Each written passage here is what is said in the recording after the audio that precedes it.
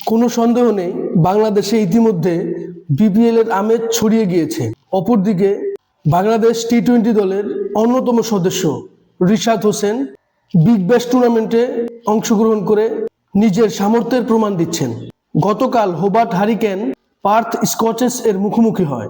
পার্থ স্কচেস শুরুতে ব্যাট করে এবং মিচেল মার্শ দুর্দান্ত ব্যাটিং করেন এবং একটা পর্যায়ে মনে হচ্ছিল পার্থ স্কচেস বড় রান করবে। তবে হোবার্ট হারিকেন্সের বোলাররা দুর্দান্ত বোলিং করেন।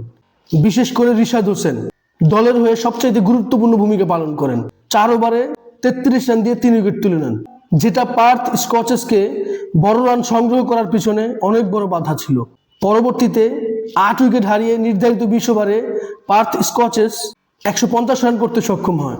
জবাবে হোবার্ট হারিকেন্স শুরুতে উইকেট হারালেও মিডল ফেসে টিম ডেভিড এবং চৌধুরী তাদের ব্যাটিংয়ের উপর ভর করে এই রান চেস করতে সক্ষম হয়। যদিও শেষের দিকে অনেক প্রেশার ছিল, বাট তারপরেও জর্ডান এলিস তাদের ফিনিশিংয়ে খুব সহজেই এই ম্যাচ হোবার্ট হারিকেন্স জিতে যায় এবং তারা পয়েন্ট টেবিলে দ্বিতীয় স্থানে উঠে আসে।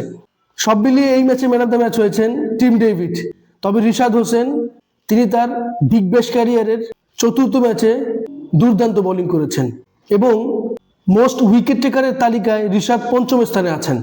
এই সাফল্যের পিছনে রিশাদের যেমনিভাবে ভূমিকা রয়েছে, ঠিক তেমনিভাবে বাংলাদেশ ক্রিকেট বোর্ড তারা রিশাদকে বিপিএলকে উপেক্ষা করে বিগ ব্যাশ খেলার সুযোগ দিয়েছেন।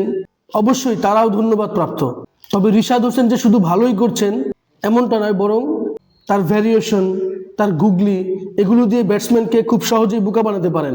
এটা ভবিষ্যতে বাংলাদেশকে অনেক বেশি উপকৃত করবে এবং রিশাদ হোসেন বিশ্বকাপের প্রস্তুতিটা খুব ভালোভাবেই নিতে পারছেন।